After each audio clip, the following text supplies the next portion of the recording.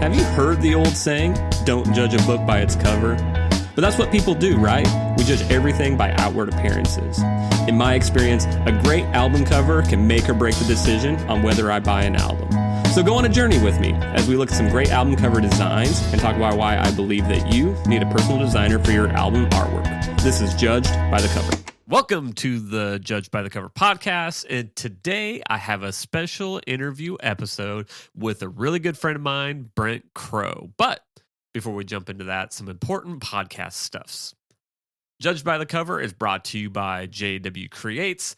JW Creates is your graphic design source specializing in cover art design, logos, websites, and so much more. As a musician myself, I fell in love with album covers, and this fueled a passion to visually tell stories and promote branding through the art of graphic design.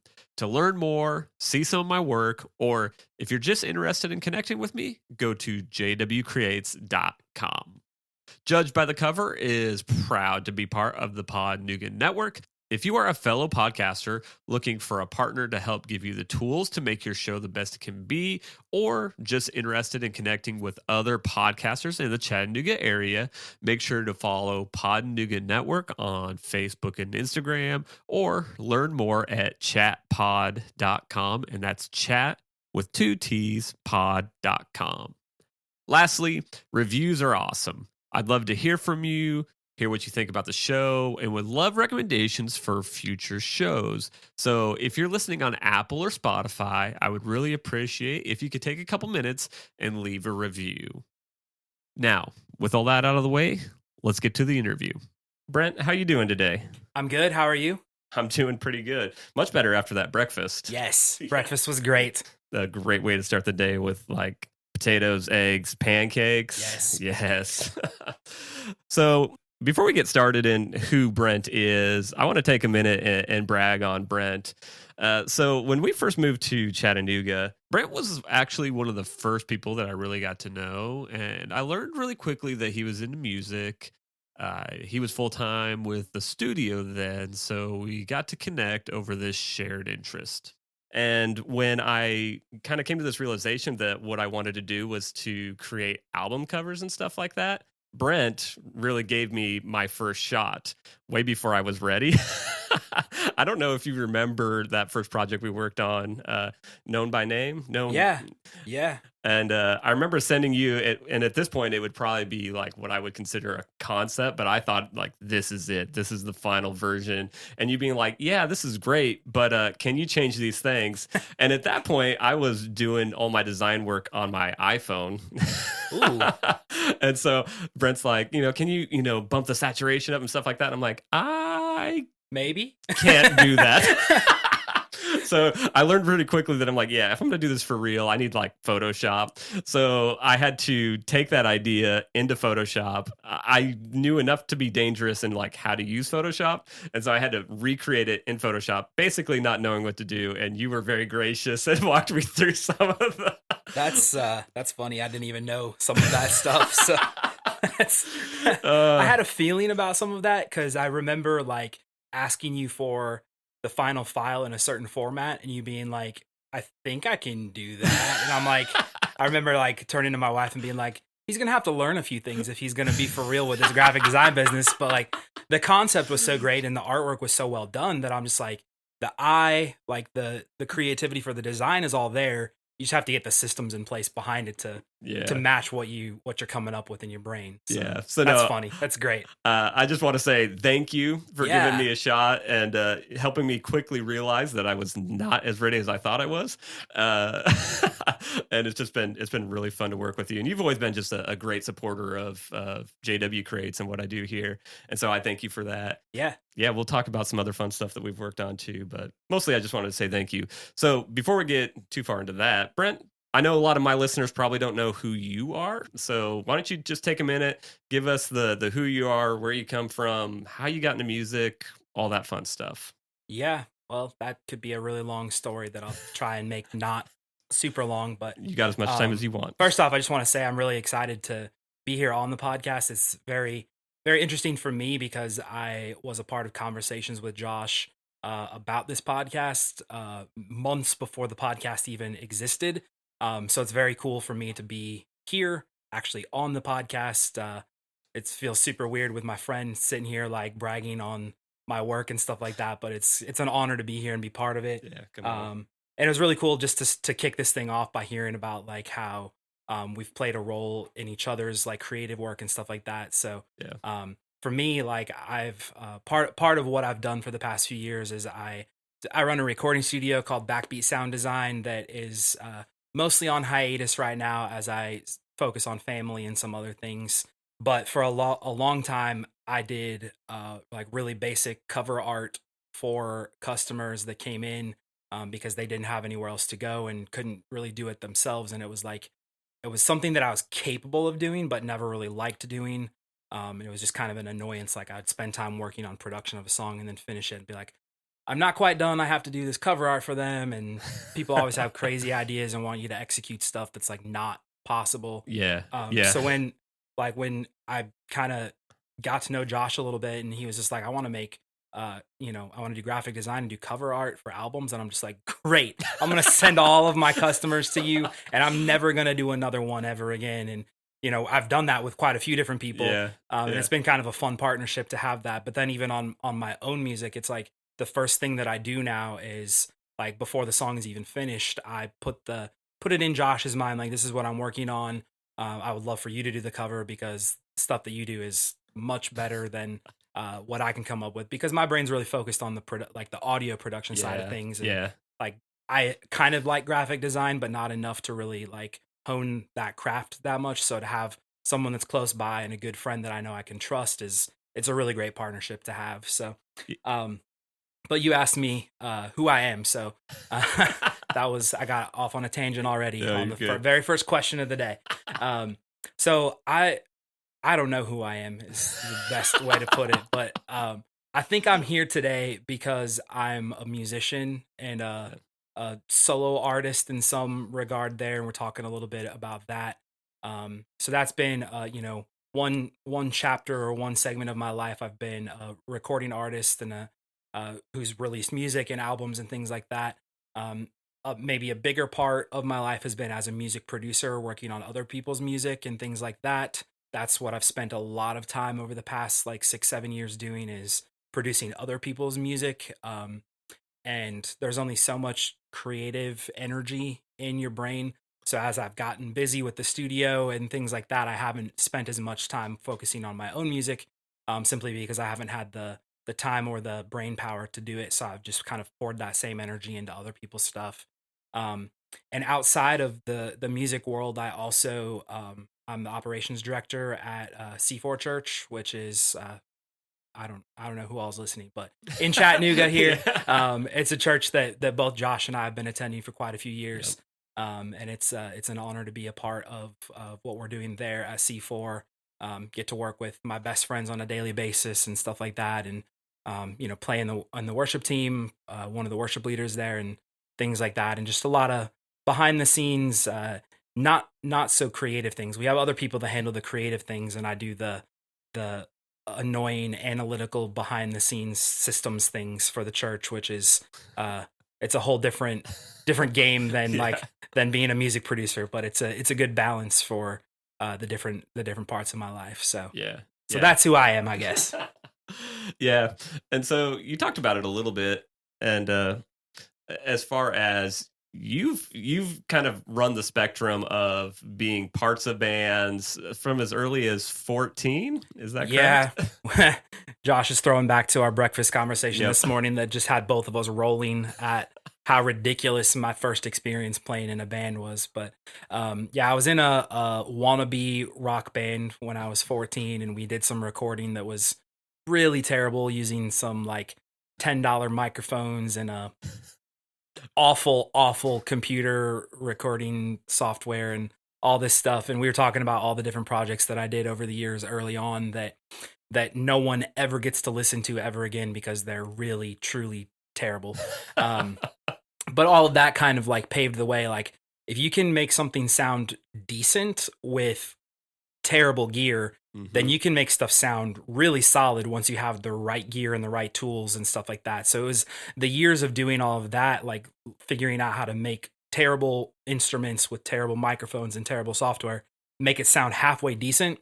When you have good instruments and good microphones and good tools, then it's so much easier to make it sound good because you've already learned how to manipulate it and stuff like that. So that's like how everything started for me, was playing in bands. I mean, I actually grew up like taking piano lessons and stuff like that. So I've been a musician like from as early as possible, but always like wanted to get out of the world of like classical piano and get into, you know, playing in rock bands because it's way cooler and way more fun to be loud and stuff like that rather than playing you know, nobody wants to, like, you know, that just gets boring. And there's a place for that, and I have a lot of respect for classical musicians, but it just never was the right thing for me. I guess I wanted to pound on the piano and play rock music. So rock and roll, baby.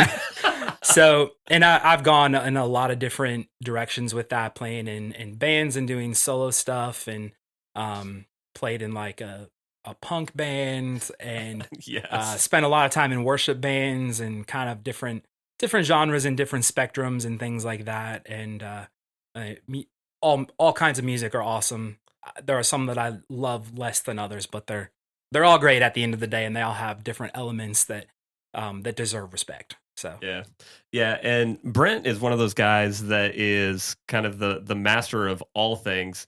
So you grew up playing piano, but he plays guitar, he plays bass, both of them at very high levels, and then also drums at a pretty high level too. So you're just like a multifaceted. I guess I always feel weird talking about this because like it's really hard to say like, yeah, I play a lot of instruments without it feeling like it's coming across like, I'm awesome, look at me. But it is kind of a really, like, honestly, I don't know if it's okay to say this or not, but it's like a God-given talent to be able to do those things. And it's something that I feel like he's given me, that has allowed me to do a lot of different, very cool things in music over the years. Specifically when it comes to the studio that I've been, you know, a part of for the past few years, being able to play all those instruments on my own, working with different artists, has allowed me to make pretty high quality music for people at a very affordable price. And I'm not really here like plugging my services or anything like that. It's just kind of a cool element of what I've been able to do, because I don't have to bring in outside musicians. I don't have to pay a drummer to come in, pay a guitar player to come in. I can more or less take care of that stuff on my own, unless it's like a really complicated part. And then maybe one out of every 30 songs that I work on, I'm like, hey, I need to bring this guy in to play a guitar solo or something like that. But being able to take care of that all on my own makes it really unique, because not a lot of people can do that. And it lets me have a lot of control over like all of the elements of the music production. So when a song is finished, it's all been done like exactly the way that I want it, rather than needing to deal with like, okay, well, I'm trying to get the drummer to play it this way, but he won't really do it. It was like, I did it myself. So, so it's worked really well for me. And, it's kind of I guess a unique and I don't know, unique talent to have. And, something that I guess I'm proud of the ability to do that. But I don't really want it to sound like, you know, look at me, I'm awesome. So well, see, I'm the one that brought it up, so that makes it 100% okay. So Josh is saying, look at me, I'm awesome. Yeah, look at Brent. So talk about how that lends to like the creativity as a songwriter for yourself, where you can hear, see, you can even play all these different parts for songs and stuff like that. Is that something that's helpful when it comes down to the songwriting process? Or I think that's you don't realize this, but that's like an incredibly deep question to ask, and it's a really good question. I think when most songwriters sit down, most people write either on a guitar or a piano, and they just kind of sit down and they write the song, and they're not really thinking about like dynamics or production value or things like that. They're just writing verses, choruses, and if they want to go play that song for a friend, it's gonna kind of be one dynamic level straight through. The way that my brain works is very much different. I'm like, even as I'm writing the song, before the song is completed, I'm already thinking about like, okay, this is a down chorus, this is a big chorus, we're gonna take this like once it's recorded, like this is going to be the big epic, like full everything at, volume 11 out of 10 kind of thing. Yeah. And then we're going to bring it back here. And, I'm thinking about all these different moving parts of how the drums will play out, how the guitar parts will all kind of layer in and things like that, how background vocals, like I'm seeing, 60 different tracks in my head, more or less, of different layers of keyboards and instruments and things like that, even as I'm sitting there like writing this song. And that is cool and also super frustrating because it is a distraction. So it stands in the way of me being able to finish songs. And it to an extent, like I think back to before my brain worked this way, and I was able to write songs a lot faster and turn out stuff that was more unique, I guess, had weird things in it and unexpected things and used crazy chords and things like that. I used to write music in that way, and then I would take it and record it and figure out how the parts layer together in the recording process. But now my brain has shifted so much into the music producer mode that like I can't not do that. So when I write music now, it's a lot more, I guess, streamlined. It's, it's the chords that you expect rather than the weird ones that come out of nowhere. Right, because it works. And it also just makes it a lot harder to actually finish the song because I'm like, okay, I got really good verses and choruses, and the bridge needs to do this. How do I write to fit what's in my head? And it doesn't always work like that. So it's a little weird. So that's just welcome to my brain. I love it because I don't even know if I can call myself a wannabe songwriter. I probably have like 2 songs hidden in notes on my phone that I've tried writing. And it's like, God, I can't even put words together, let alone think about like, what does a bridge sound like? What is that? That's awesome. So I don't even know how to word this question, but you told me, and this was early days in the business, your recording studio. Maybe it was early days. You told me about an album that you worked on, and it was either with brother-in-law and or maybe just a friend, and it was like a electro pop. Oh gosh. Here we go. I remember it being a lot of fun hearing this story.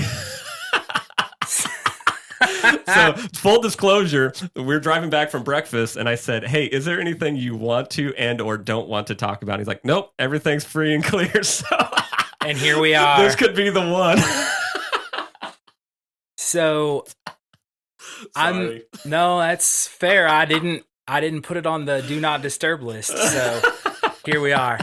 So in the early days of my studio, Backbeat Sound Design, I'm self-taught as a music producer. Like I was saying, like a lot of that comes from spending time with $10 Radio Shack microphones and stuff like that.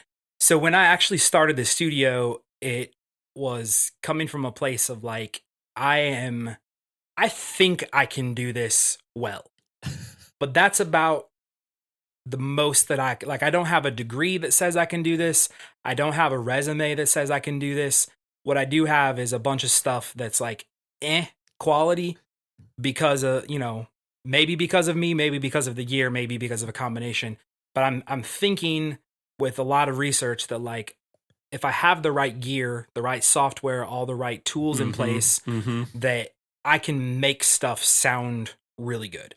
So a lot of that meant like I needed a lot of trial and error and just practice as a music producer before I could get to the point of like charging a certain amount of money for customers and really turning out like work that I can say like I'm very proud of this as a music producer. And I was open for business and I was doing stuff, not charging a ton of money and being like, this is definitely better quality than anything that I have put out in the past. But it's not quite where I want it to be yet. And the only way to really get there, like you can read every book on studio recording in the world, you can attend classes, you can get a degree, you can do all that stuff, but really like 99% of what's gonna really hone that craft is just trial and error and experience. I worked on a lot of projects, just little recordings for myself, low budget recordings for some customers here and there, and then just some projects with friends that the main goal of these was not really to to go anywhere or be popular or anything like that. It was mostly for the sake of just learning how to do it better, and experimenting with different sounds and things like that, and just having some fun along the way. So had a friend named Phil Haymaker. He was a singer-songwriter here in the Chattanooga area. He's had some health issues like with his voice that have kind of prevented him from continuing down that path. But Phil is a talented songwriter who writes like folky country, kind of like folk / country, I guess. Okay. Kind of in that realm, like acoustic based stuff. My music has always been prior to recent years more of like a piano rock, piano pop kind of sound. So you take those two different sounds and you put them together, and we were just basically like having fun doing some studio stuff, just playing around. And we started writing this stuff that was like dance, pop, electronic, like I don't even know what genre you would put it into, but it was nothing like I'd ever done before and nothing like he had ever done before.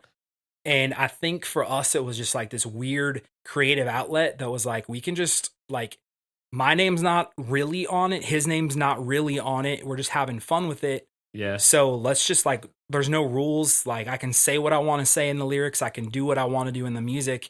And it doesn't have to, I mean, it wouldn't have to anyway, I guess, but it doesn't have to conform to his style and sound. It doesn't have to conform to my style and my sound. It's just like, there are no rules. We're like, we've basically formed this fake band, and we're doing what we want to with it. And did you have like a fake name? We had a fake name. Okay. Or a band name. Yeah, and it came, we used to get together like one day a week, and we'd go play around a disc golf, and then we'd come into the studio and just do some work, and we were terrible. And when I say terrible, like really terrible at disc golf.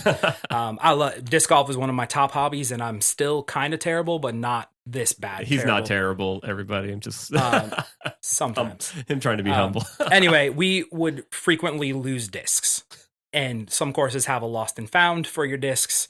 And we came up with this phrase that we would lose discs, but we would not ever find them. So we decided to make the band name Lost Not Found.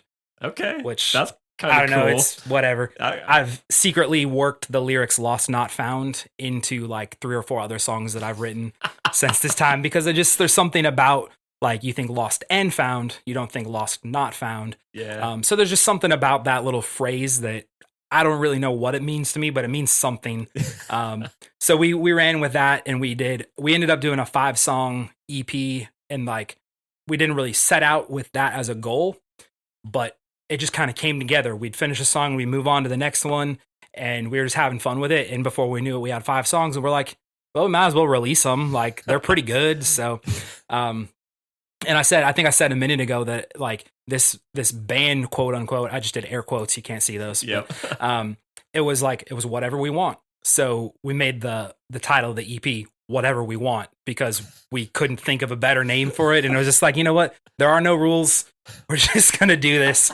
So we released it, and I think that is out there somewhere if you want to laugh. Because I don't know, some of it is pretty decent, and some of it is just like, why did we do that? So roughly what year did this come out? Maybe 2016. Okay. Around there, probably. Yeah. So yeah, it is what it is. If you feel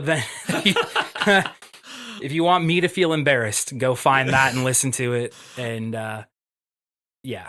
I just remember the first time Brent was telling me about this, and I just what I knew of Brent, I'm like, I can't picture Brent doing like an electro pop kind of album for himself. You know, I know as far as the studio goes, you worked on a lot of different things, a wide range of music. So I get that, but like for himself, like this is wild. Farthest thing I would have ever guessed that you would have worked on personally. But I love that it was like you were just experimenting, like creative experiment is what it was. And that you were not afraid to put that out there. Yeah. And honestly, some of the most fun projects that I've done in a studio have been things that are like experimental. And I don't mean like there's a genre technically called experimental. I don't mean that. I mean things that are like outside of the basic, like, you know, most of the things that come your way are country, pop, rock, things like that. So when like somebody comes along and it's like a heavy metal artist, like that is outside of the realm of things that I've really worked on a lot. So for me, it's experimental to figure out like, how do I take what I know? How do I take like the knowledge of being a pop music producer and make it work in the context of a heavy metal song? That's like an experiment to figure out how to get it done. Or how do I take, like, somebody comes to me with a folk song and they're like, I want a hammered dulcimer. And I'm just like, nobody knows how to do that. 100%. Like, oh, wait, I have a friend that owns one. Are you kidding me? Like, what are the chances of that? So, hey, can I borrow it? And, so an experiment basically to figure out, like, can I take this weird instrument that no one in the world knows how to play? Yeah. There's like 4 people in the whole world, really. And I set that up in my studio and I'm just like, can I learn how to play this for a song? And like, it's an experiment. And it, a lot of times I'm stubborn, so I'll stick with it until I get it. And that kind of stuff is like, that's the most fun to work on. Like, people bring me country songs all the time and it's like, okay, it's just another country song. But when you bring me a song that like you want to have almost no instruments and you want it to be like all crazy vocal layers and, crazy stuff like that, like that's fun to me because it's different and it's unique. Or like, like using a vocoder like for the first time, it's just like, okay, this is an adventure. So that's a lot of fun to do things like that. So so before we get into like some of the design questions and stuff like that, if there are like young artists or people who are getting started and stuff like that, what's some advice that you can give to songwriters, people that are thinking about stepping into either recording their own stuff or working with a studio or something like that? What's some advice that you would give them? Very good question. Again, Josh is bringing all the good questions today. So advice as a songwriter, I don't have any because I don't feel like I've even remotely figured that out. So I can't give you any. Just like practice and write 300 songs and maybe one of them will be good. Like that's the best I have for you there. But for artists trying to like get out there and just like be able to release quality music, I'm a little biased in saying this, but like the best thing that you can do is get with a really good producer. Because like anybody can go to Guitar Center and buy $100 audio interface and a cheap guitar. Josh just raised his hand. I just got to throw him under the bus there. He's just like, yeah, I can do that. I got $100 of gear from Guitar Center. Let's record an album. And that's, the fact that he just raised his hand there is literally what I'm saying. Like anybody thinks that they can go to the store and get the stuff that like this blog that you found on sweetwater.com is like, you need this and this and this, and you can record your music. And it's like, they're not wrong. Yeah, you can record it. But the difference between like recording it in your bedroom where the acoustics aren't great and you don't know how to use a high pass filter or a compressor or like all these little tools that go into like quality professional production. If you don't know how to use that stuff, then you're just going to end up with a recording that's super muddy and just is kind of like, I said this before, but like, that's what you're going to think about your own recording. You're like, okay, I did something cool because I didn't know how to do this before, but what I thought it was going to be is great. And what I ended up with is because you don't know what you're doing. But a music producer has spent years and years and years. And honestly, like I'll throw myself under the bus here. That's what I did for many, many, many years was like, I can do this myself with, low quality, very, very, very budget friendly equipment because I was cheap. But like you might show up like at a studio like mine that's just like, okay, this is in some dude's house. How is this more special than me setting up with my own gear in my bedroom? Well, it might be in my house, but like the room is treated for proper acoustics and you have probably, I said $100, but you probably have spent $500 or $600 investing in gear at Guitar Center. And I've invested $20,000 in not just gear that you see when it's got the normal studio stuff. You walk in and there's guitars on the wall and stuff like that makes it look like a studio. But what you don't see is that I have just literally thousands of dollars worth of software just kind of sitting in my computer that make all the difference in the world. Like, you can run any audio program and it has an EQ like plugin built into it, but that does not work the same as the $300 EQ that a producer is using. It's like, it's so different, like night and day in the quality that you can get from reverb and compression and all these different tools.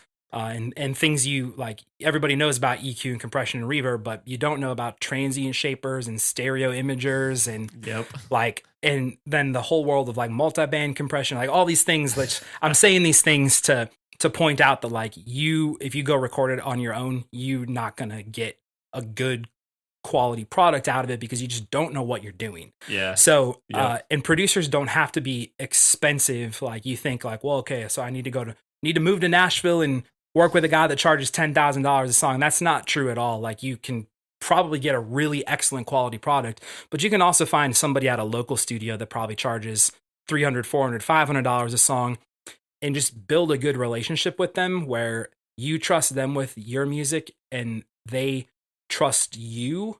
So you get this like balance back and forth that like you don't necessarily even have to communicate what you're looking for out of the song. They just kind of get you after you've done one or two songs together. Yeah. So rather than spend, 10 years of your life trying to jumpstart, quality music from your bedroom studio, like just invest a little bit of money into working with someone that really knows what they're doing. And it's going to make all the difference in the world.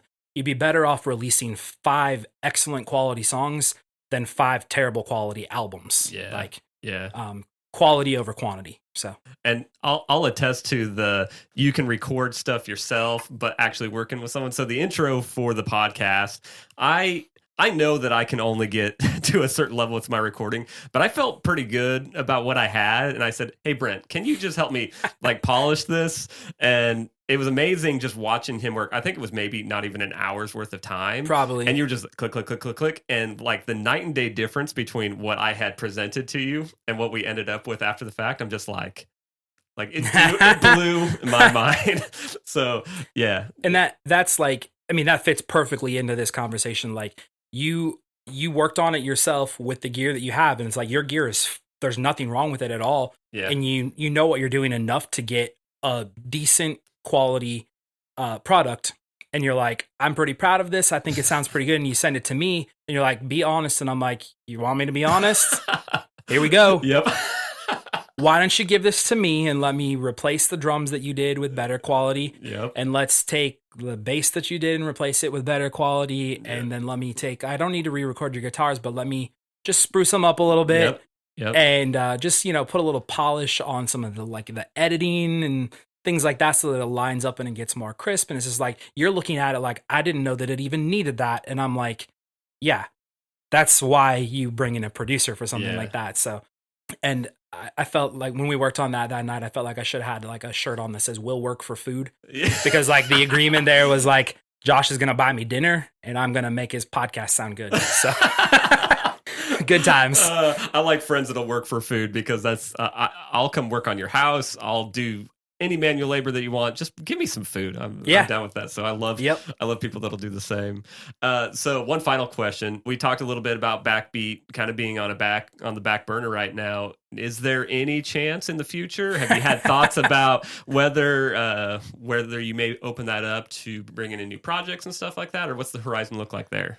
That's a hard question. And you're just one of 20 or so different people that are asking that question right now, which makes me feel very loved.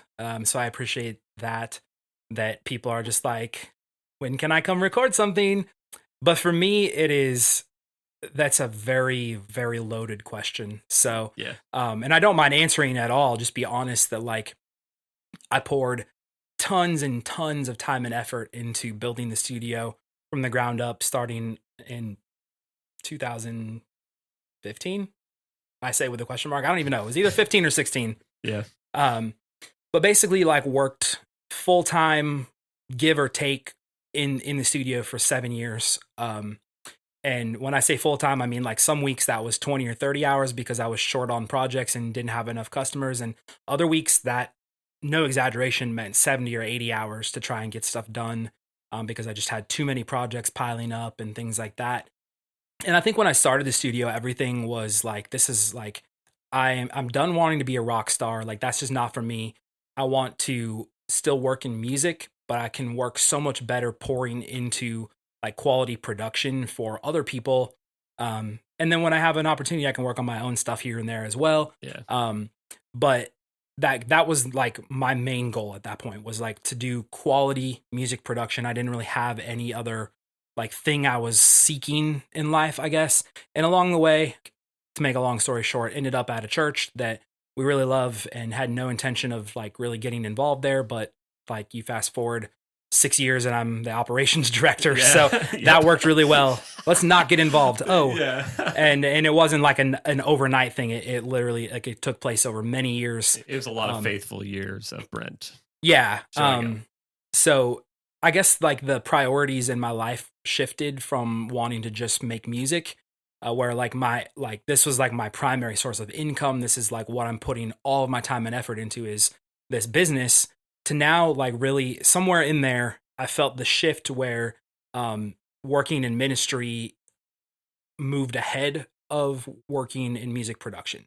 So, and when that happened, it got a lot harder to pour 40, 50, 60 hours a week into the studio. Yep. It honestly became hard to even pour 20 or 30 into the studio, because I went from pouring 0 to 5 to 10 to 30 to 40 into the church. Yeah.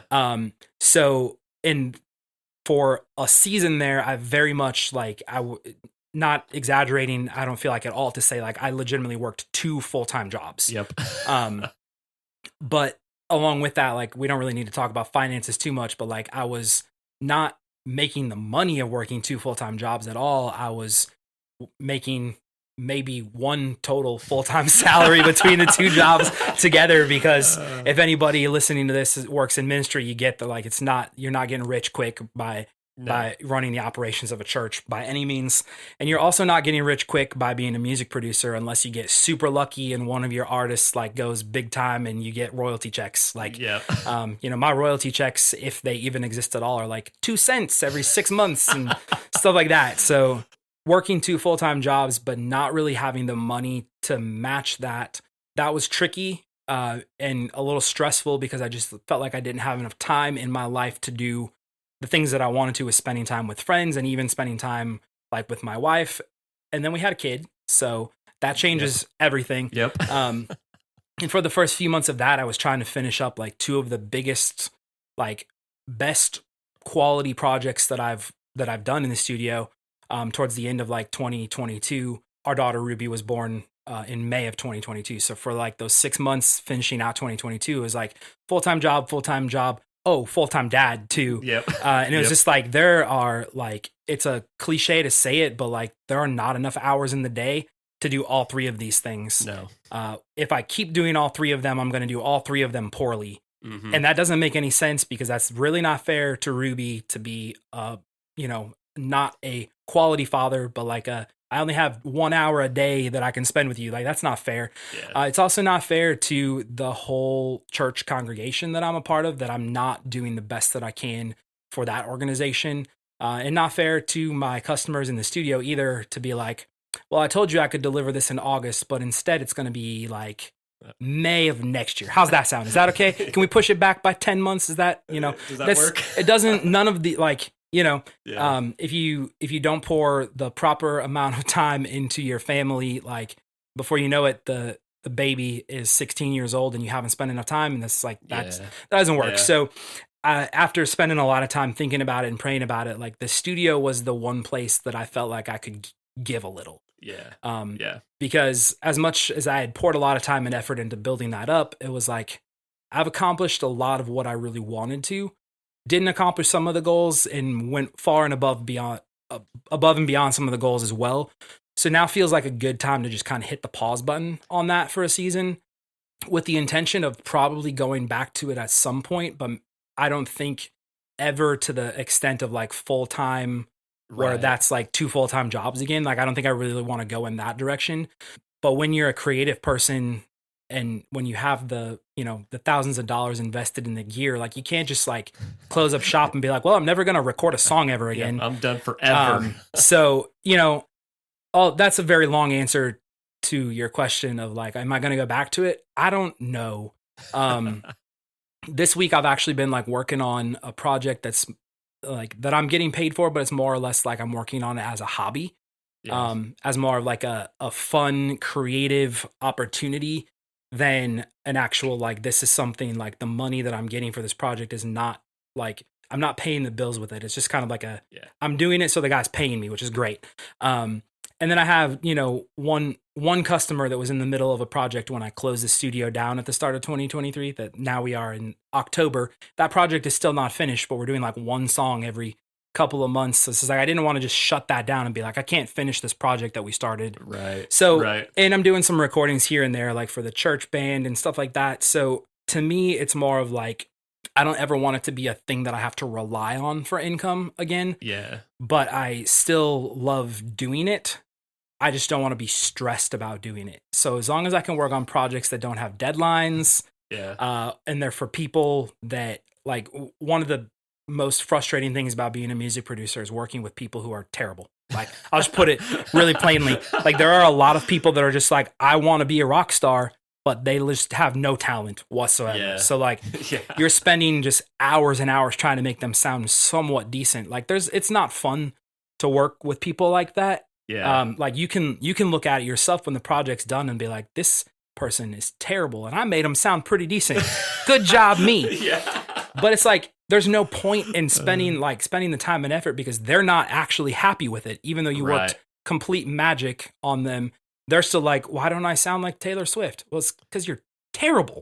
Like, you're never going to sound like Taylor Swift because you can't sing. Yeah. So being able to approach the studio in a way where it's just like the best, like my favorite customers that I've worked with, the favorite artists and like the best relationships that I've developed over the past few years, I can be like, hey man, you want to record an album? Like, let's work on this over the course of like the next year or two, on like a slow, chill timeline, or better yet, like let's do a couple songs at a time or something like that. And I can kind of pick and choose. Like, I want to work with you.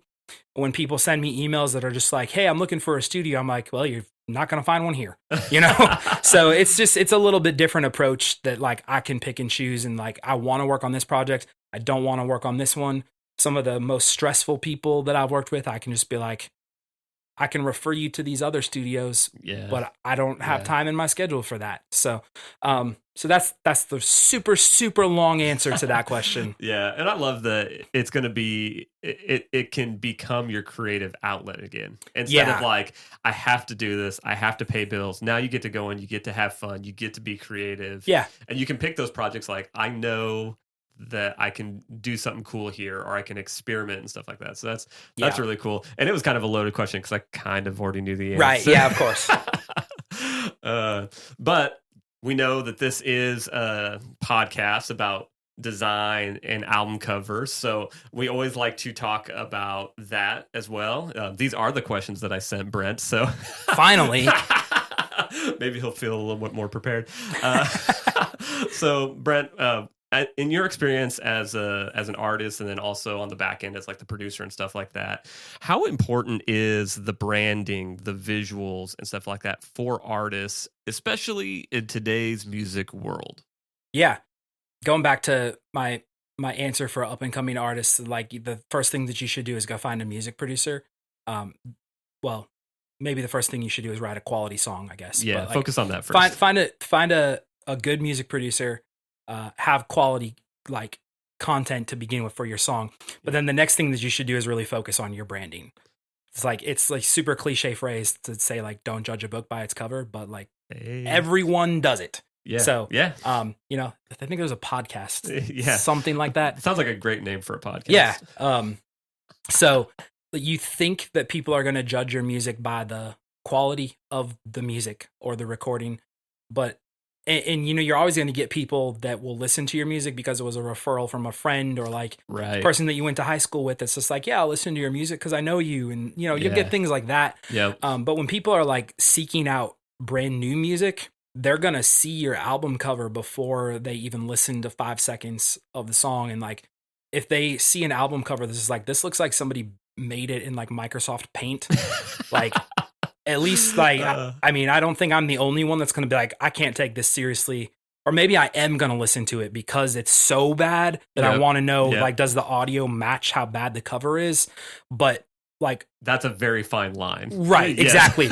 if it's a little bit better than Microsoft Paint, then I'm going to be like, this is bad, I'm not going to listen to it. Yeah. But if there's something about that cover that like really catches my attention, then I'm going to be a lot more inclined to give a minute or 3 minutes of my life to listening to this and checking it out, because I judged it by the cover. Like Yeah. I saw it and I'm just like, I kind of want to know what this is about, Yeah. as opposed to being like, there's nothing about this that catches my attention, I'll move on Right. before I even give it 5 seconds, before Yeah. I even press the play button. Yeah. So I think branding is really important, that like people just don't really think about that, but it's not just in music, it's in all things. Businesses that have bad branding just tend to struggle. Like it's just a reality. Like it doesn't matter how well you're doing things on the inside, if the outside doesn't look good, then you're going to miss out on opportunities. Yeah. Yeah, 100%. And I love this is I think the second interview that we've kind of trashed on Microsoft Paint. And That's great. I didn't know that. So it's just funny because that reference, there was one, I think it's a record label, but they were looking for, I don't remember if it was an intern or if they were actually looking to hire a graphic designer, but the way they were doing it is they were doing ads that were created in Microsoft Paint, like graphic designer needed. Yeah, I've seen those. Yeah, so like instances like that, I'm like, yes, that's done in jest and really funny, and like that caught my attention. But yeah, no, I agree with, especially TikTok. I like to blame TikTok a lot, but it's all social media. Like our attention spans are so short, and there's just so much media, and because there's lots of avenues for people to be able to put out content and stuff like that, they're like, we've got like a split second to capture somebody's attention. Yeah. And if it's something where it's just like, I don't find that interesting, or it's easy to swipe by, right, you're going to get missed. Now, my most recent episode, I talked about a terrible album cover, and it's just like that didn't stop how great the music was. So if the music is great, it is going to get people's attention, but don't let that be the thing that stops people from actually listening. It's going to be a lot harder to get people's attention if you don't have something good to put on the cover. Yeah.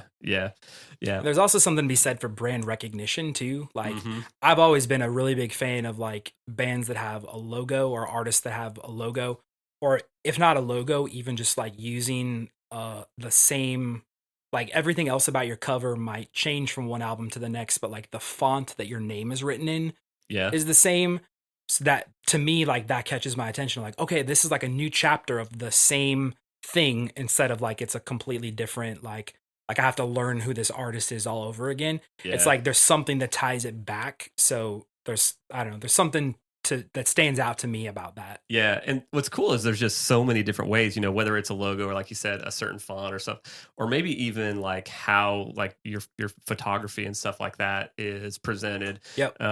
There's lots of different ways where you don't have to just follow a formula. There's really not a formula that works. It's just like you almost have to like commit to like, this is who I am. Yes. And kind of keep that going. Now, well, we won't go down that rabbit hole. Anyway, so as far as music that you have released, is there an album cover or, for single stuff like that you have had that stands out like, this is my favorite, or this one means the most to me? Yeah, so I struggled with this because I actually had time to prepare for this, and I was just like pulling up all the old things that I've worked on, and I'm like, oh, that's bad. Oh, what was I thinking? Why did I do that?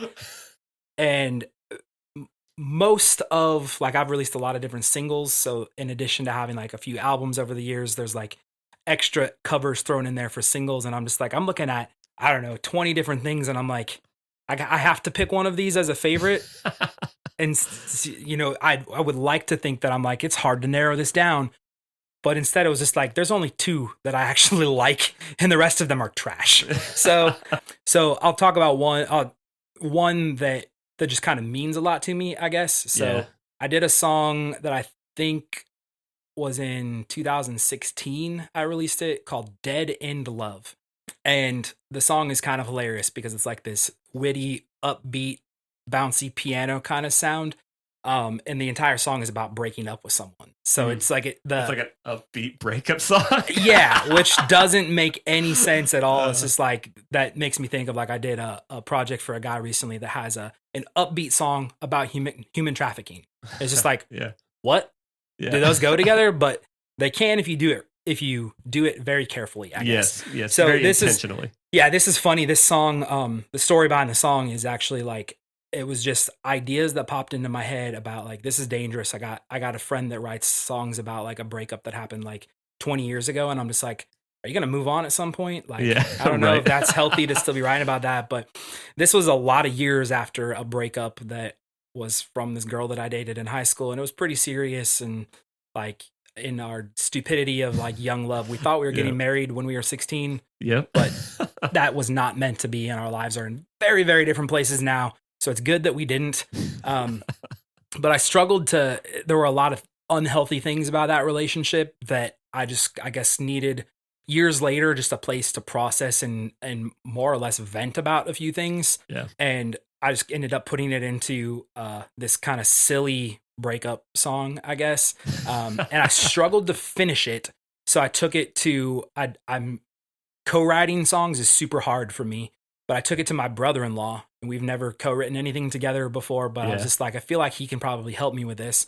And he had more or less like a similar situation where he had this person that he dated for a couple of years that was really serious. And I think they were actually, I want to say they were engaged even. And it serious. It ended not well, and he's married to someone else now, and it's all for the best.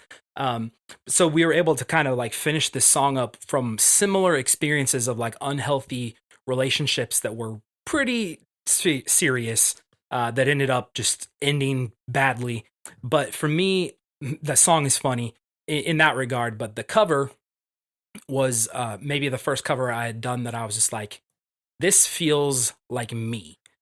Everything else before that, I think I was trying to be like someone else. Like, this is a cool picture, so I'm going to use it. Or this is like, I think this is trendy, so I'm going to go with it. And it never was. It was always just poorly executed by someone who I might have been making it in Microsoft Paint. I don't know. Or probably some like really, really outdated version of like, I don't know, some off-brand graphic design software or something. But this is the first one that I did that felt like I was kind of closing a previous chapter of what my music was. And like, this is my like reboot, more or less. And like, this is my new brand. So I picked like, this is what I want myself to look like for the next few years, and just kind of created this look, I guess. It was the first time I'd ever done that, where it was just like, this is an intentional choice instead of just like, oh, that font works. This is like, this is the font that's going to define what I look like for the next few years. And it's honestly, the cover is just a stock photo turned black and white.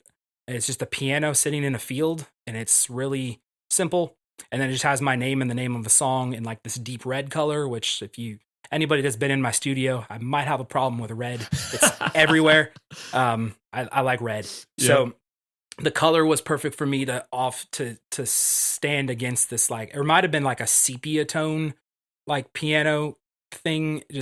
And it just, to me, it was like the sound of this song being like very like hard hitting piano, but like the contrast of the song being like about a deep, heavy thing, but it sounds upbeat and happy, like having this like kind of beat up piano just sitting out in the field is just like, it's a little confusing, which to me matched the content of the song. It was just like, this is weird, but I kind of like it. So that was just important to me.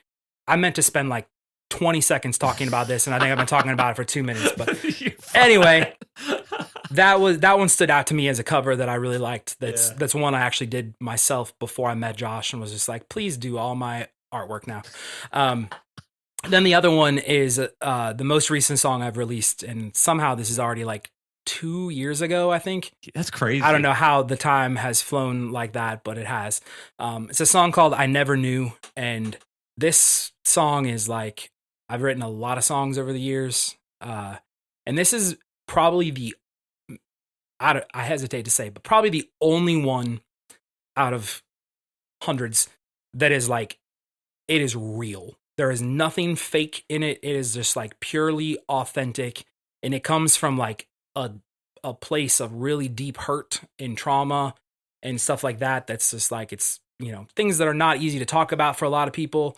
You know, most people just write songs about life experience, but this was like different for me. This was like real heavy, hard life experience. Yeah. And it was like maybe one of the first times that I set out to write a song because I needed to instead of because I wanted to. So that's kind of like, I don't know, that sounded a little cryptic, but it was like it was part of this like recovery process for me to get through the healing of this trauma to actually, like, this was really like the final chapter of that process, was writing this song and just being obedient in that and recording it and putting it out there for people to hear, with the intention of like, I'm not looking for people to be like, hey, good job on that song. That, like, this was maybe the first song I've ever done that was just like, I just want this to be able to help people with whatever the thing is that they've experienced, whether it's like sexual trauma or physical abuse or like whatever the case is. It's it's the heavy things that people don't like to talk about. Like, if it can help you move through that, then that was the goal of putting this song out there for the world, was for people to hear it and hopefully have some hope. Not a great, hopefully have some hope. There was probably a better way to say that, but I think you get like the idea was just to give people something positive to think about while they're working through some of their problems and things like that. So, one thing I want to say about the song, it was really cool because I got to be a part of that process. I mean, from the very beginning, which was really cool. Well, beginning of the songwriting, I wasn't around obviously for what happened, but it was really cool just to see that whole thing come about. And what I love about the song is you definitely talk about just like how this thing made you feel, but at the end of the song, it's like all about victory. Yeah, which is awesome. There's kind of a declaration behind it, and it's a great song. And that's not just because Brent's my friend or that I got to work on this project. It is a really great song. And so if you haven't checked it out, you definitely do need to. And I'm gonna let him talk about the cover here in a second. But it's "I Never Knew" by Brent Crowe. That's Crowe with an E, and you can find it basically everywhere. Yep. And yeah, what you said, like the end of it is about victory. That was the whole point of recording it and getting it out there for people to hear. Because I think so many times when people deal with the heavy things, addictions and traumas and abuses and things like that, that like, so many people just latch onto that and it defines them. Like, hi, my name is Brent. I'm a survivor of this thing. And that becomes part of your identity for the rest of your life. Yeah.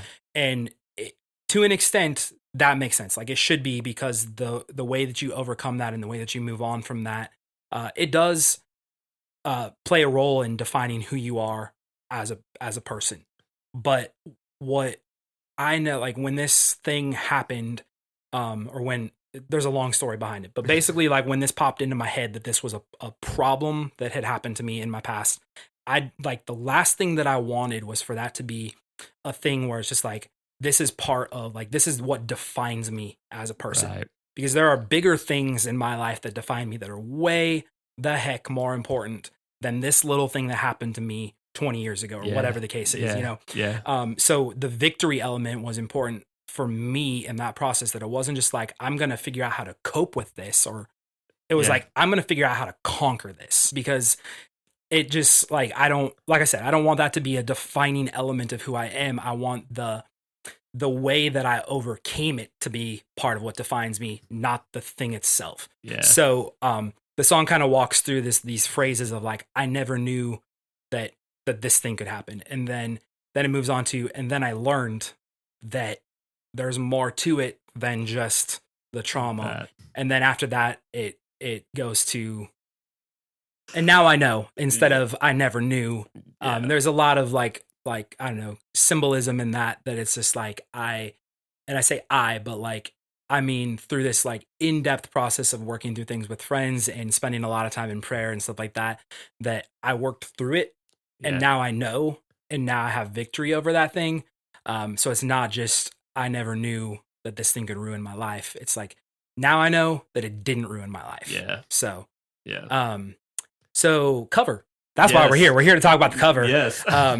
So Josh and I had already worked together on a couple things when this song was kind of in process.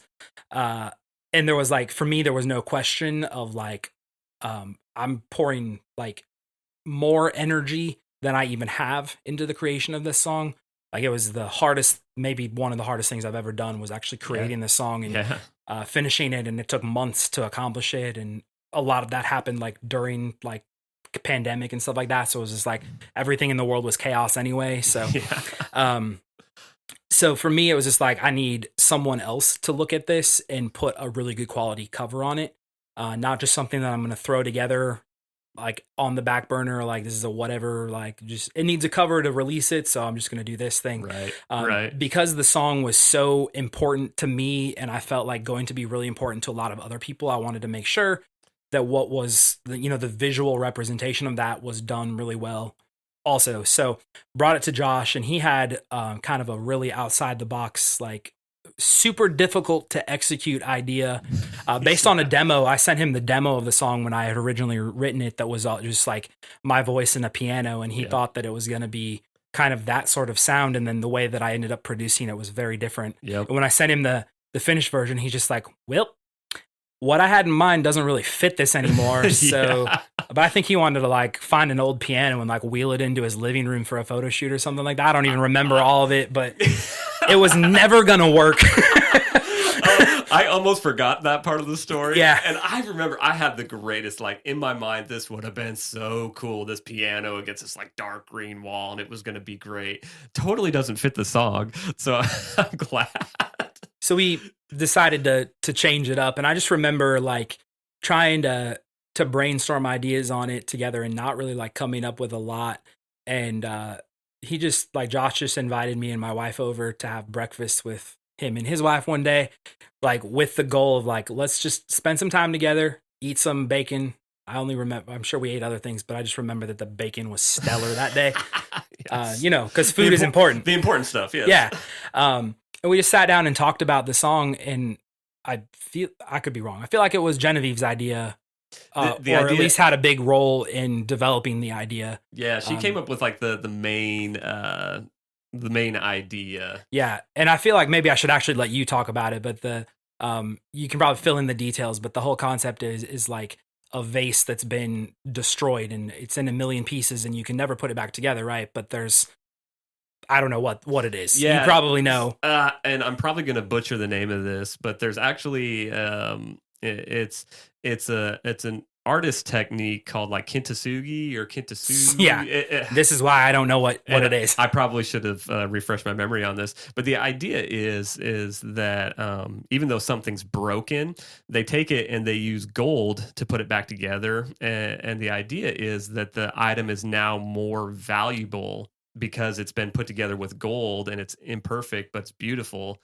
And so just this idea that, you know, Brent, you know, this thing was kind of something where it kind of broke Brent, but through forgiveness and working through the trauma and stuff like that, now he can be made whole again and it's more beautiful. And just this whole concept of broken being made beautiful again. But you think like when you drop a vase in your house, it's like, okay, well, that either goes in the trash and it's done forever, or I could maybe like super glue it back together. Right. But you'll always see the cracks, you know? So it's just like, it's never like you can put it back together, but it's never quite the same. But then when you throw in the fact that it's put back together with gold, it just changes everything for me, because it means that like, I didn't just put it back together and you can see that the cracks are there. It's like, okay, I want you to know that the cracks are there because the cracks are what really make all the difference in the world. Those cracks are more valuable than they were before it was broken. So that had so much symbolism to like the real life experience for me that it was just like, okay, this thing was really serious and it really put me in a bad place and it really like more or less shattered me like a vase would. And I think early on, like my goal was just like, okay, how am I going to recover from this, or how am I going to survive this? Like, can you super glue it back together and be okay?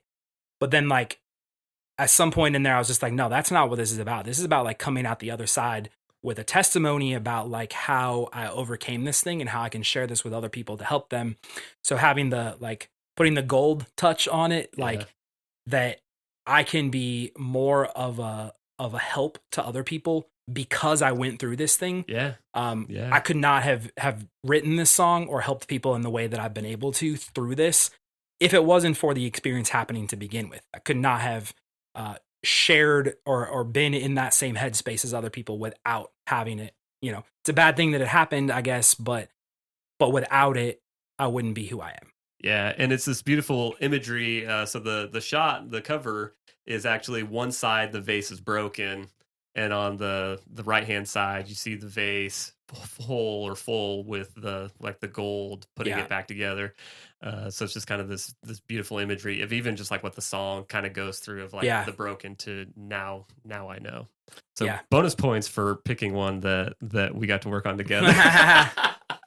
But no, that's still one of my favorite projects, because the thing that started this whole wanting to do album covers was a video, and it's actually the teaser episode for this podcast. And I saw this behind the scenes video of how they put this cover together, like all the work that went in on the behind scenes that you would have never known without kind of seeing this video. And it's like, I want to do that hands on. I want to do something cool. And I'm glad that you basically gave me creative freedom to like do what you want, and the fact that you loved it also helps. But. Yeah, it turned out really good. And I have like for my birthday a couple years ago, Josh actually took that cover and had it made on vinyl. So I have like a vinyl size version of that displayed in my studio, and it's always a very interesting like conversation starter for people. And people are just like, that's a really cool cover. Like, gotten lots of compliments about how it was done. People that maybe haven't even heard the song, they're just like, it looks great. I want to check it out. So there you go. Back to the like how branding in your cover is important. Yeah. People that, customers don't come into the studio having listened to music that I've released, but they see it and they're just like, hey, I want to check that out now because it looks really interesting. Yeah. Yeah. And I love that there's a one of one of that. That's really cool. Absolutely. I guess my last question in the design realm is, what is an album cover that you would call either like your favorite album cover of all time, or something that has just a lot of meaning to it? Yeah, that's this is one of the questions that Josh sent me, and I was just like, that I can answer the first two, no problem, but this one's hard. And I was thinking about it, and I'm like, why is it so hard? Because I've listened to a ton of music over the years, and I'm like, nothing is popping out in my head as just like that's the cover, like that. I love that cover. Yeah. And it kind of occurred to me that like the era that I grew up in, like we got CDs and we immediately took the CD like out of the case and we put it in our big zipper thing that holds 120 whatever. And like you swap your CDs in and out in your car, and you see the CD face, but you never look at the cover again after the first time that you open it up. So I'm like, I don't really know even what the cover looks like to most of the albums that are like the most influential to me. So like that's so different today because everybody's like running Apple CarPlay, and it's like every song that comes up, you see what the cover looks like. Yeah. And I can tell you what a bunch of covers from like today's music look like. But it felt weird to be like, yeah, I'm going to say like, I love this album cover from this song that came out last week. Like to me, like music is so important that I can't just like say that about a song that I've only listened to 5 times or something like that. Like I have to pick an album cover. Maybe if it's not even the best cover, I have to answer this with an album that's important to me. So I'm answering the question of what's a really important album to you that has a pretty decent cover instead of what's your favorite cover. So what I'm going with for this is self-titled album by a band called The Swift. The Swift. Okay. And super extra bonus points to anybody who's heard of them, because you probably haven't. And if you listen to Christian radio in the like early 2000s, then maybe you've heard 1 or 2 of their songs hit the airwaves over the years. But that's the one. Josh just looked it up. Okay. So it's super simple, but to me, there's like a whole story behind like this album. And so I discovered The Swift by going to a concert that was in the middle of freaking nowhere in Iowa. Like my mom and I used to go to a bunch of different concerts and stuff of Christian artists, and I had a lot of fun doing that over the years with her, and saw a lot of really cool artists, like some of them before they were big and some of them after they were superstars and all this stuff. But we drove like 5 hours to this place. Like it was like at a college that basically was surrounded by a cornfield. There was nothing there. And this show was so crazy. It was the Swift opening for Cutlass, who was a major heavy hitter in the Christian rock scene for a long time. But then Cutlass opening for Mercy Me. So I say opening, like this was the order that they played in, and that's generally like the biggest artist goes last. Yep. So the Swift, who's a nobody, Cutlass, who was basically like a nobody at this point, Mercy Me, who had just had I Can Only Imagine hit the hit the world, and then Audio Adrenaline was the headliner. Okay. Wow. So if you're a geek of the Christian music industry and the story of bands over the years and stuff like that, like that's hilarious that there was ever a time that Cutlass or Mercy Me were smaller than Audio Adrenaline. Yeah. But Audio Adrenaline was like big time. This is like probably 2001, like when I Can Only Imagine came out. I Can Only Imagine has played in the biggest venues in the world now. You could probably argue that it's probably one of the most known Christian songs, probably. Yeah, I mean, maybe one of the most known songs. Yeah, period. Not just Christian songs. Yeah. So like Mercy Me never opened for anybody again after that tour. They were the headliner of everything forever. Yeah. And probably still are. I don't know. They're not as big anymore, but like Audio Adrenaline has like closed up shop and reopened 6 times, it feels like, since then. And Cutlass went, like, that was early days of Cutlass. They went on to be huge, big influences in the Christian rock scene. But the Swift was there opening up, just playing, like, I think they got like probably 20 minutes to play before all these other like heavy hitters. And I just fell in love with their music instantly. I'd never heard of them before. And they were just this super, like, really piano driven, just simple Christian rock band that like some weird things that you don't see in a lot of bands. Like they split time between 2 lead vocalists, like sometimes even within a song, like one guy would sing a verse and the other guy would sing a chorus. And it was just like really good bass grooves, just really simple quality drums, nice little guitar licks filling it in, but really just heavily driven by these pounding piano chords.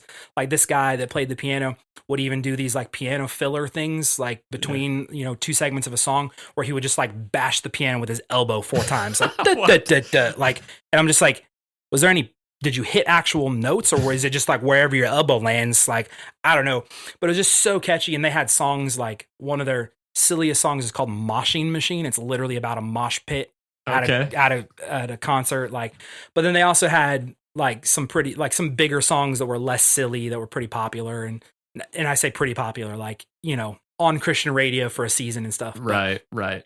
So literally, like, as soon as they finished their set, I went out to their merch table because they were like, we'll be back there signing autographs, and I'm like, I gotta meet these guys. They're my new favorite band ever. And I go out there and I buy this album, just the Swift, self-titled. And I like, everybody's been through the experience of opening a jewel case. Like it's the worst. Like you get the shrink wrap off. It takes you 45 minutes to do that. Yeah. And just when you think you've accomplished something, then there's that little sticky tab that goes across the top that holds it all together. Oh my gosh. Yes. It's like, I'm going to die before I get this open. And so I'm like struggling with this. I get the shrink wrap off and I'm trying to get a hold of the edge to get the thing off. And the lead singer of the Swift, he's a guy named Brent Edwards. He just grabs it from me and he gets his fingernail under the edge and pops the side that like folds out, that like a booklet, just pops that out of the hinge and pulls it off so that the sticker is exposed and just pulls the 2 sides apart. And he's like, you'll never open a CD the same way again. And I'm like, oh, you're a genius. So that's the day that I learned how to open a CD properly. Wow. Wow. So super memorable for me because that's not important at all. Yeah. Right. But then I hung out with them for a while and just talked about, music, piano and music. I mean, I think I was probably 13 or 14 at this time. Wow. And they all signed it, and I can show you right where this CD is in my house, like right now with their autographs on it. And I traveled all over the Midwest to see these guys play in Illinois and different places in Iowa and Minnesota and stuff like that. Like if it was less than 7 hours away, I was going to go. And I was always like, they knew me at some point there. Like they remembered who I was when I'd show up. And, some really good times like listening to their music. And honestly, as an artist, a lot of my style of piano play is really, really heavily influenced by these guys. by their music. So, and for a long time, it was basically like my mindset was if it doesn't have like a heavy hitting driving piano in it, it's worthless music. Which is definitely not true. Right. But like anything that I wrote was all based around like these big, powerful piano chords and stuff like that. So like, that's really like, I spent countless hours just playing this CD at home with me sitting at the piano, learning how he did certain things. Yeah. And I learned so much about writing music and playing music, and specifically playing piano music from this group. So, to me, the cover is just like, I probably won't get the details all right because I wasn't there when they recorded it, but my understanding is that like 90% of that album was recorded live. Not live on a stage, but like live in a studio where they're all in the same room and they just play through the songs. Yeah. Instead of like how most recording is done today, where you do one instrument at a time and you layer it together and make sure that they're all perfect. This has like the bleed through effect where it's just like the drums are picking up on the vocal mics and stuff like that. So you can't fix things, because if you fix it on one channel, it messes with what's in the other. This is music production geeky stuff, but like it is so hard to accomplish that well. And any band that comes into the studio and they're like, we want to record live, I'm like, no, you don't. Trust me, unless you are really, really good, you don't want to do that. You got to be pretty tight, right? Yeah, like super tight. Yeah. And then they took like those recordings and then they added in a few, like, you know, an extra percussion layer or maybe a layered electric guitar or something like that, and a couple extra harmonies and things like that. But like little subtle things that just rounded it out. But like the core of everything was just, it was there and it was done live. And I'd like to think they just played through it in one take. I'm sure they probably did 50 takes of everything. Yeah, but, right. So the photo that is on this cover is just a shot of them in the studio where they recorded it. And Josh is looking at it right now, and you can see when you zoom in that like this room is like 15 by 15. And I think like when I think of a 4-piece band recording a live album, I'm thinking of a room that's like 100 feet by 100 feet, and they're all in a different corner. Right. Like they have eye contact with each other, but the microphones are so far apart that they won't bleed. And like these guys are like, when one guy sweats, it falls on another guy. Like you have to know that, and this is like, I mean, they had to have just been, that room had to smell. Oh yeah. Because they were probably in there for 10 hours just playing these songs over and over again, and they are like on top of each other. Yeah. And that's just like, as far as I know, it's just like a candid shot of them during this session. And it's perfect to me because like the music is generally pretty simple. Like it's well written and it's well produced and stuff, but it's like there's not a lot of layers and complexity and stuff. Yeah. So the cover matches it because it's just simple, and I like it. Yeah, it's just really cool. It's kind of got like a duo tone. It's mostly like orange and brown. Yeah, I mean, this room looks barely bigger than my studio. Yeah, and it's got four people, including a drum set, and an upright piano. And an upright piano. Like, you can't. There's no space for them to have drinks. Like. Yeah, but no, I will say this is a great candid shot. Like, so the photo is fantastic, and maybe it's posed. Who knows? But it might be, but it definitely looks candid. So A+ to you guys for that. But yeah, just very simple, kind of this duo orange and brown color, and the Swift. I like that the Swift is like bold, but pretty simple. But I love the story behind it, and there's just something about a live recording. Yeah. The energy, it hits different. The energy is completely different. I know probably from like the producer standpoint that it's a nightmare. It's a nightmare. But gosh, if you can do it and do it well, like the problem is you probably can't do it well. Yeah. Like and most studios aren't even set up to be able to handle that anymore today. Like the biggest ones are, but like, you know, if we're going back to talking about like up and coming artists that are just like trying to get something started, like the studios that you're going to be working with don't have the capacity to do that, and you don't have a band either. So, you know, it's pretty tough to execute that stuff and execute it well. But that was from an era where, like, I mean, I saw them live at least 10 times, and their live sound was like almost identical to the recorded sound. Okay. And nobody is like that anymore, because you're talking about like they have, you know, just four people. It's a 4-piece and band, that's it. And today, like a 4-piece band has 80 tracks in their songs because of the layers of guitars and percussion and, all the different things and stuff that go into it. And that's just like, it's raw, but it's really well done. So you've already kind of done this, but do you have any final thoughts for people that are, again, bands, musicians, people that are getting ready to put music out? Any final thoughts on just the importance of album covers or anything? Any last bits of advice there? Don't skimp on it. Like I said, it's write a good song, hire a good producer, and get a good cover. Don't skimp on any of those elements because like they're all important. I don't know, they're maybe not equally important, but they're all important. Basically my final thoughts are hire Josh. He didn't bring me in as to plug for him, but hire Josh. He'll do a really good job for you and he'll work hard. I may have bought his breakfast, but that was not the... It was a bribe. It was a bribe. This is called shameless self-promotion. Yes. That's what you got to do when you're running a business, man. Well, Brent, I just want you to know, it's been about an hour and a half. That is crazy. Nobody's going to listen to it for this long. Oh, they definitely will. I just want to say thank you for your time. Absolutely. Thank you for your friendship. Yeah. You have been an awesome friend. You've helped me kind of navigate the business side, the creative struggle and all that, which has been great. Thank you for trusting me with like my design stuff. And what's really cool, I didn't even know this until probably 3 to 6 months ago, that you actually had my logo on your website, and you said, and it basically just says, if you want graphic design stuff or album covers, this is who we work with. I didn't even realize that. Oh, really? That's funny. Until you were closed, which is yeah.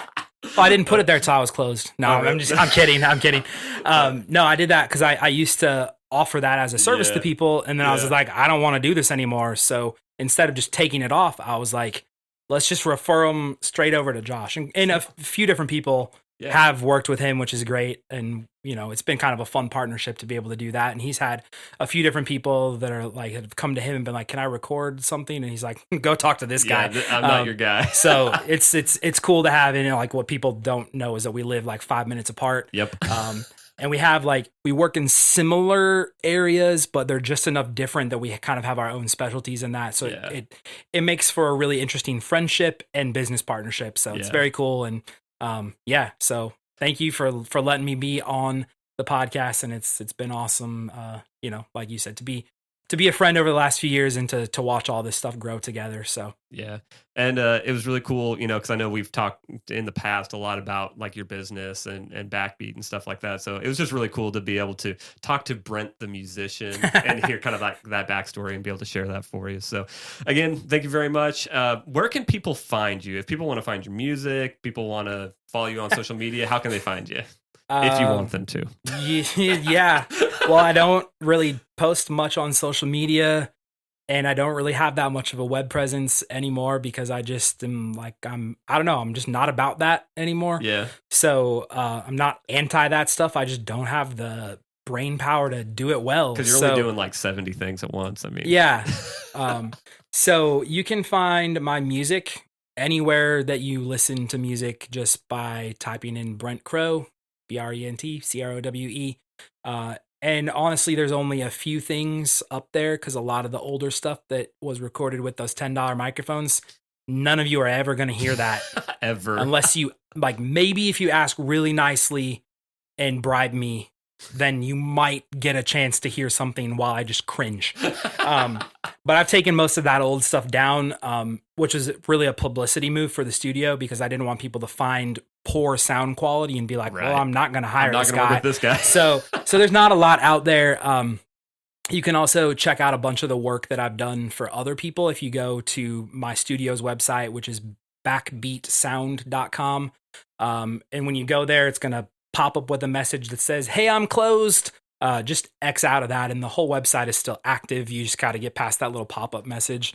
That's basically there so people don't continually contact me all the time asking to work. So, but right on the main page, there's like some of my favorite songs that I've ever produced for different people, just different genres and things like that you can check out. Some of the experimentation that has taken place through heavy metal and folk and the different styles of music and stuff like that. So yeah, check it out if you want to, but you might not want to, and I'm perfectly fine with that. Oh gosh. Well, again, I appreciate it. Thanks for coming on, man. Yep.